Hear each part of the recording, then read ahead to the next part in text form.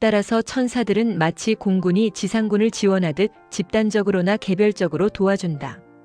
결국 레지오가 초기에 사용하던 천사들에 대한 호칭 기도는 이와 같은 천사들의 보편적 보호 역할을 충분히 나타내지 못하고 있다는 것을 알게 되어 다음과 같은 결정이 내려졌다.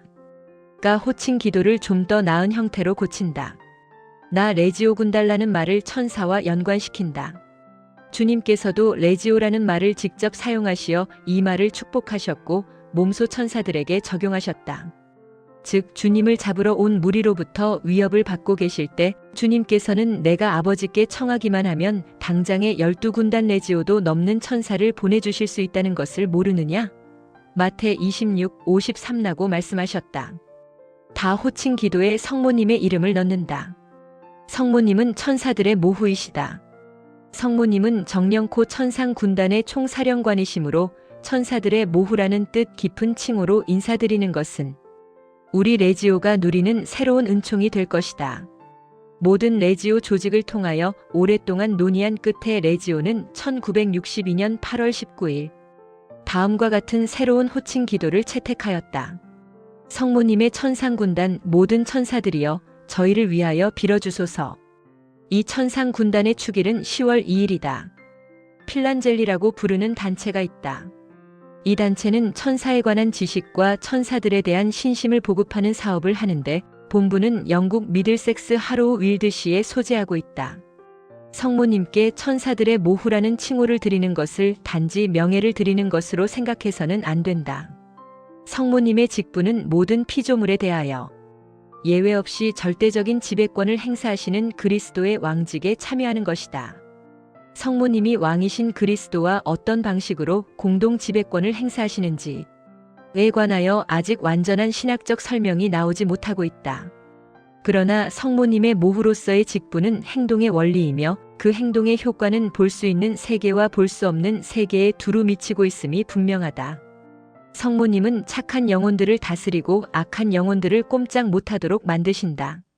성모님을 통하여 인류와 천사의 두 공동체가 끊을 수 없는 동맹 관계를 이루어 모든 피조물을 성삼위의 영광이라는 진정한 목표로 인도한다. 성모님이 천상의 모후되심은 곧 우리의 방패되심이다. 우리를 보호하시는 성모님이 천사들에게 우리를 도우라고 명령할 수 있는 권한을 갖고 계시기 때문이다.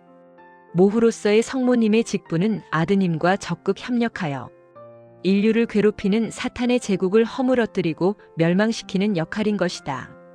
미카엘 오케롤 신부 7. 세례자 성 요한. 세례자 성 요한이 1949년 12월 18일에야 비로소 레지오의 수호 성인으로 정식 인정되었다는 것은 쉽게 해명할 수 없는 이상한 일이다. 그는 요셉 성인을 제외하고는 다른 어느 수호자보다도 레지오의 신심 체계와 가장 밀접한 관련을 맺고 있는 분이기 때문이다. 가 세례자 성 요한은 모든 레지오 단원들의 모범이다. 그는 선구자로서 주님보다 먼저 와서 주님의 길을 고르게 하였다.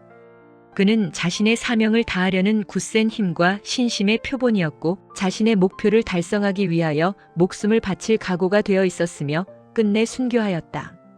나 더구나 세례자 성 요한은 그에게 주어진 사명을 다하도록 하기 위해 성모님이 친히 보살피셨던 분이다. 이는 레지오 단원의 경우에도 마찬가지이다. 암브로시오 성인은 성모님이 엘리사벳을 찾아가시어 오랫동안 머무르신 목적은 엘리사벳이 나이 들어 얻은 이 어린데 예언자를 양성하시고 그에게 사명을 정해주시기 위한 것이었다고 설파하였다. 레지오는 성모님이 세례자 성 요한을 양성하시는 순간을 단원들이 매일 의무적으로 바치는 까떼나를 통하여 기념하고 있다. 다 성모님께서 엘리사벳을 방문하신 이야기는 우리의 중재자로서의 역할을 처음으로 보여주신 것이며 세례자 성 요한이 첫 번째로 그 혜택을 입었다.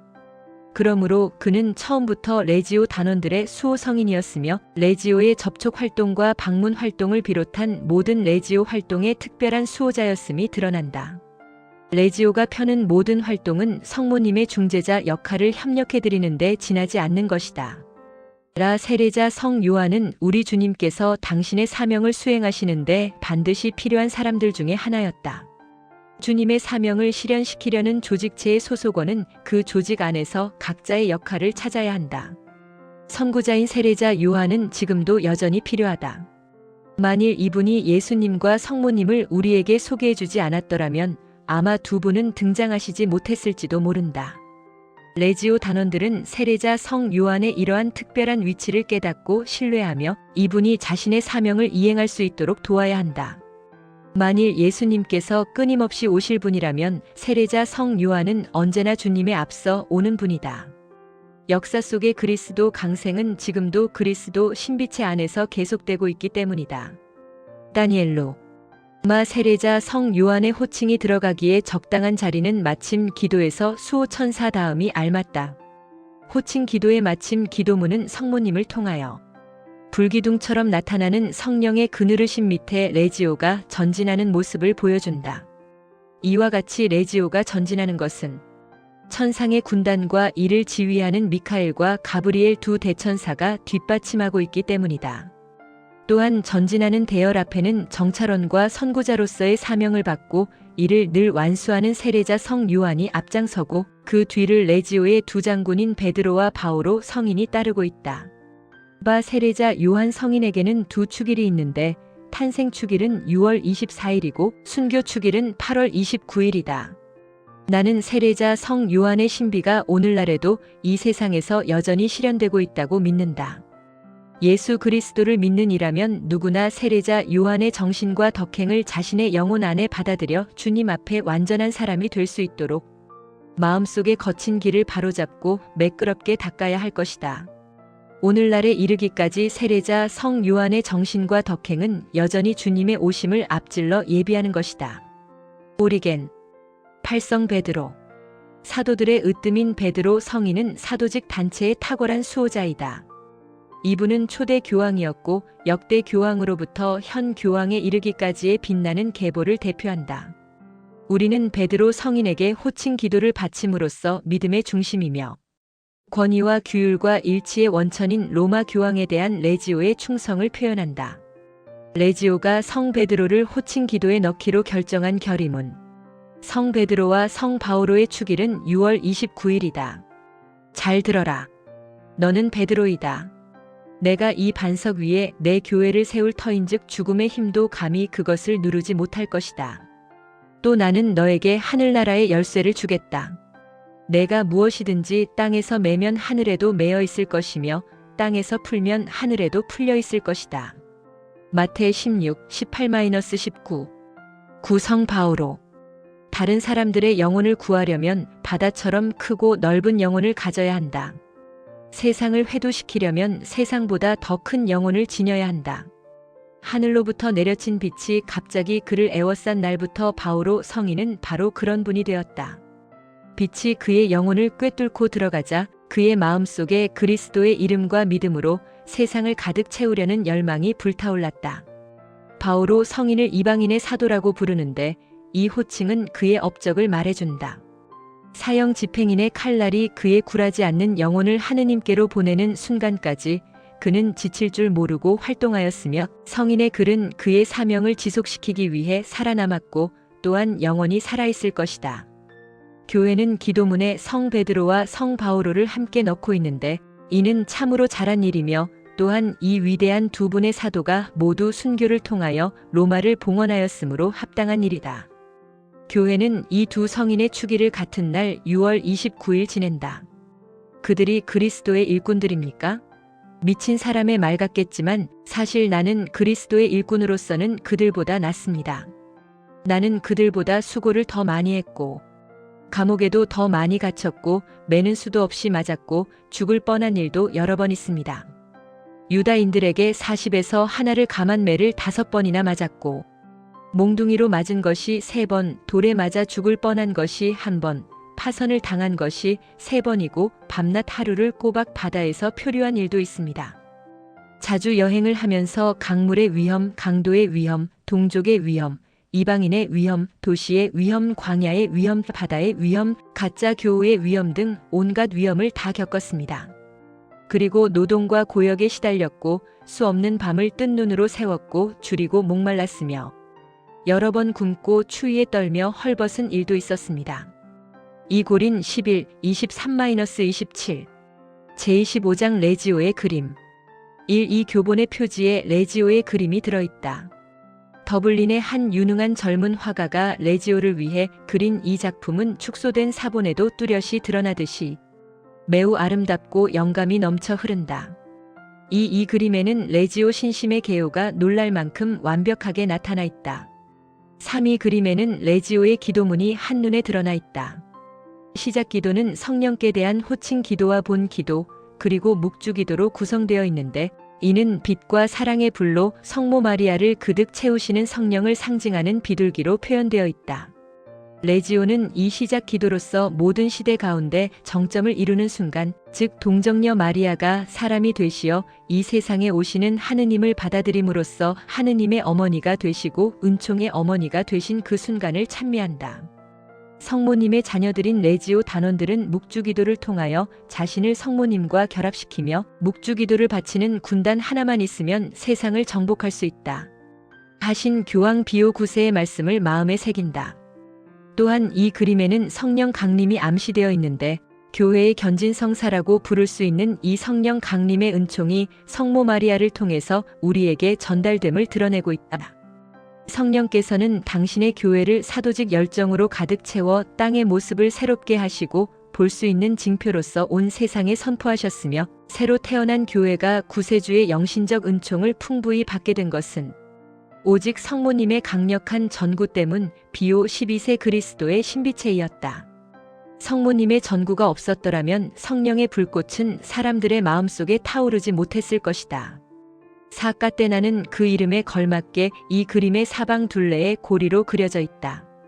또한 성모님의 모습은 먼동이 트이듯 나타나고 달과 같이 아름답고 해와 같이 빛나며 진을 친 구대처럼 두려운 분이라는 까떼나의 후렴을 정확히 표현하고 있다. 성모님의 이마에 빛나는 별은 성모님의 참된 샛별, 즉 구원의 은총을 가장 먼저 받으신 분이시며 구원의 새벽을 알리는 분이심을 드러낸다. 마니피칸 마리아의 노래은 그 첫 구절, 내 영혼이 주님을 찬송하며를 성모님의 머리 위에 붉은 라틴어로 써넣어 성모님이 주님을 찬미하는 마음을 항상 간직하고 계심을 나타내고 있다. 이 마니피캇은 성모님의 겸손하심이 거둔 승리를 노래한 것이다. 나자렛의 겸손한 동정녀에게 의지하여 세상을 정복하시려는 하느님의 뜻은 지금도 그때처럼 아무것도 달라진 것이 없다. 하느님께서는 성모님과 일치하고 있는 신자들을 통하여 당신의 영광을 드러내시고자 지금도 꾸준히 큰 일을 하고 계신다. 까떼나의 개와 응은 성모님이 자신을 원죄없이 잉태되게 하신 하느님께 감사드리는 기도로서 레지오의 으뜸가는 신심 기도이며, 성모님이 뱀의 머리를 바수시는 모습으로 그려져 있다. 이 그림의 둘레에 자리한 나는 너를 여자와 원수가 되게 하리라. 내 후손을 여자의 후손과 원수가 되게 하리라.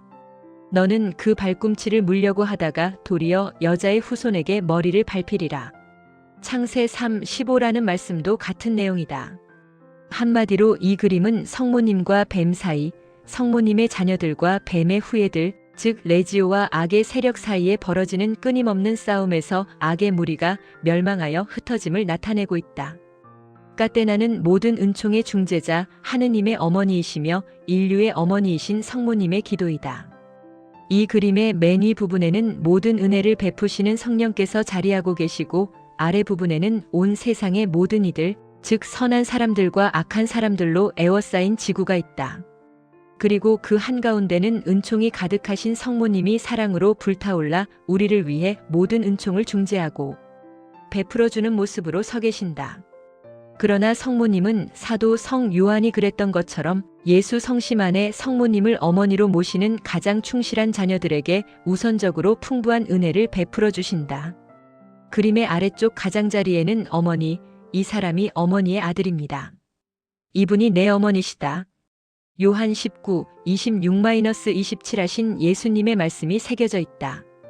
이와 같이 갈바리아의 이루 말할 수 없는 고통 속에서 예수님께서는 성모님이 모든 이의 어머니가 되심을 명백히 밝히고 계신다. 오 레지오의 마침 기도는 이 그림의 대열 하나하나로 나타나 있다. 레지오의 수없이 많은 단원들이 모후이신 성모님의 지휘 아래 전투 대열을 갖추고 성모님의 깃발을 들고 전진하고 있다. 그들은 오른손에는 십자가, 왼손에는 묵주를 들고 마음속에는 예수님과 성모님의 거룩한 이름을 새기며 그리스도의 겸손과 고행, 극기를 행동으로 실천하는 몽포르의 성 루도비코 마리아 모습으로 표현되어 있다. 그들이 바치는 기도는 모든 본능과 행위를 초자연적으로 승화시키는 믿음을 얻게 하여 왕이신 그리스도를 위해 모든 일에 용감히 나서서 해내고야 말겠다는 결심인 것이다. 불기둥의 모습으로 그려져 있는 이 믿음은 모든 단원들의 마음을 녹여 한 덩어리가 되게 하며 그들을 승리와 약속의 땅으로 인도한다.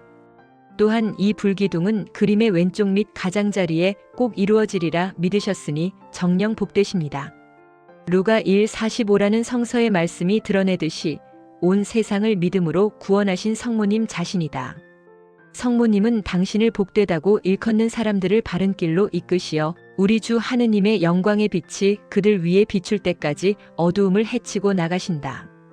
6레지오의 기도문은 단원들이 세상에서의 수고를 마친 후 천국에 들기까지의 과정을 보여주는데 충실한 단원들이 한 사람도 빠짐없이 영원한 월계관을 받기 위해 어깨를 나란히 하며 천국에서 다시 모이게 될 것이라는 기도로서 끝을 맺는다. 또한 한평생 싸움이 끝난 다음 영광스러운 부활이 기다리고 있는 선종 단원들과 동료 단원들의 통공, 기도를 필요로 하는 연옥에 있는 단원들의 영혼을 위한 기도도 포함되어 있다. 구약 성서에는 주님께서 당신 백성을 에집트에서 구출하여 약속의 땅으로 인도하시는데 낮에는 구름 기둥으로 밤에는 불 기둥으로 출애 13, 20일 인도하셨다는 말씀이 있다.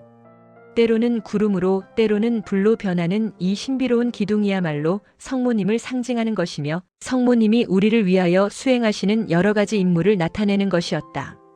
성 알퐁소 마리아 데 리구오리 제26장 떼세라 레지오의 모든 행동단원과 협조단원에게는 레지오의 기도문과 레지오의 그림이 들어있는 떼세라를 지급해야 한다.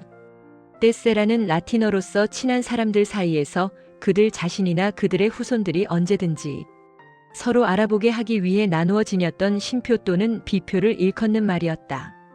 군사 용어로는 로마 군단 내에서 통용되는 암호가 기재된 네모난 표차를 가리켰다. 레지오 마리에에서는 이 용어를 레지오의 기도문과 레지오의 그림이 실린 낱장의 인쇄물을 가리키는 데 쓰고 있다. 떼세라는 다음과 같은 뜻이 담겨져 있다. 가 세계의 모든 레지오 조직 내에서 두루 통용된다. 나 레지오의 참된 암호인 기도문을 싣고 있다. 다 모든 단원들 사이의 일치와 형제애를 드러낸다. 이와 같은 레지오의 범세계적인 공통성은 레지오 조직의 특징을 말해주는 다른 10여 개의 라틴어 용어에서도 잘 나타나 있다. 이러한 용어들은 레지오 조직 내에서 상호 교류에 큰 도움을 주고 있다. 그러므로 라틴어 용어들이 레지오에 이질감을 준다는 반대 의견은 받아들일 수 없다. 이 용어들은 이제 레지오의 용어로서 뿌리를 내리고 있기 때문에 쓸모있고 특색 있는 이러한 표현 수단을 버린다는 것은 레지오로서는 큰 잘못을 저지르는 것이 된다. 이 험한 세상을 함께 살아가는 나그네인 우리 모두는 너무 나약하기 때문에 도중에 쓰러지지 않도록 서로서로 형제들의 팔을 붙들어 주어야 한다. 하느님께서는 우리가 구원과 은총을 얻기 위하여 모두 하나로 뭉칠 것을 특별히 요구하신다. 기도는 우리 모두의 마음과 목소리를 하나 되게 해준다. 우리가 한 덩어리가 되어 바치는 기도 속에 우리의 힘이 들어있고 그 힘은 막강하여 아무도 당해낼 수 없게 된다. 그러므로 어서 우리의 기도와 노력과 소망을 한데 뭉치도록 서두르자.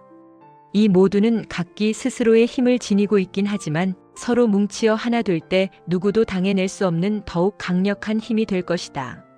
라미에르 제27장 레지오의 백실리움 레지오의 단기 레지오의 백실리움은 로마 군단의 군기를 본따서 만든 것이다.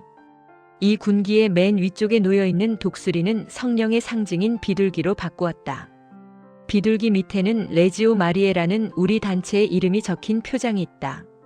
이 표장과 깃대 사이에는 성모님의 원죄 없으신 잉태를 나타내는 타원형 패 기적의 패가 자리 잡고 있으면 장미와 백합이 그 사이에 장식되어 있다. 깃대는 지구본 위에 세워져 있고 지구본 아래쪽은 네모진 받침대가 받쳐주므로 백실리움을 탁자 위에 세울 수 있게 되어 있다.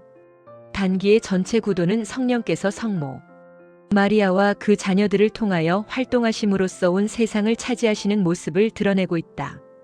가 레지오에서 공식적으로 사용하는 제반 양식에는 반드시 백실리움의 표장이 나타나 있어야 한다. 나 레지오의 모든 공식 회합이 열릴 때에는 언제 어디서나 반드시 레지오의 소재대를 차려야 하며, 이때 백실리움의 위치는 성모상의 앞쪽으로 약 15cm 6인치 그리고 오른쪽으로 15cm 6인치이다. 탁자 위에 세워놓는 백실리움의 높이는 받침대를 포함하여 약 32cm 12-34인치이다. 백실리움 사진은 224쪽과 225쪽 사이에 실려 있다. 금속과 마노석으로 만들어진 백실리움은 꼰칠리움이나 세나투스에서 구입할 수 있다. 다대형 백실리움은 행렬이나 아치에스 행사 때 사용한다. 대형 백실리움의 높이는 2m 약 6피트 반이며 그중 지구본 아래쪽으로 약 60cm 2피트 정도의 깃대를 세운다. 이 아래쪽 깃대를 제외한 지구본까지의 백실리움. 본체 부분은 탁자용 백실리움의 12배 정도의 크기로 만들면 된다. 아치에스 행사 때나 들고 다니지 않을 때는 받침대단기의 일부가 안임에 세워 놓아야 한다. 대형 백실리움은 꼰칠리움에서 공급하지 않으나 각 지역에서 손쉽게 만들 수 있다. 이 단기를 좀 더 훌륭하게 만들고자 나무 이외의 재료를 쓸 수 있으며, 이 도안을 바탕으로 하여 얼마든지 예술적 작품을 만들 수도 있을 것이다.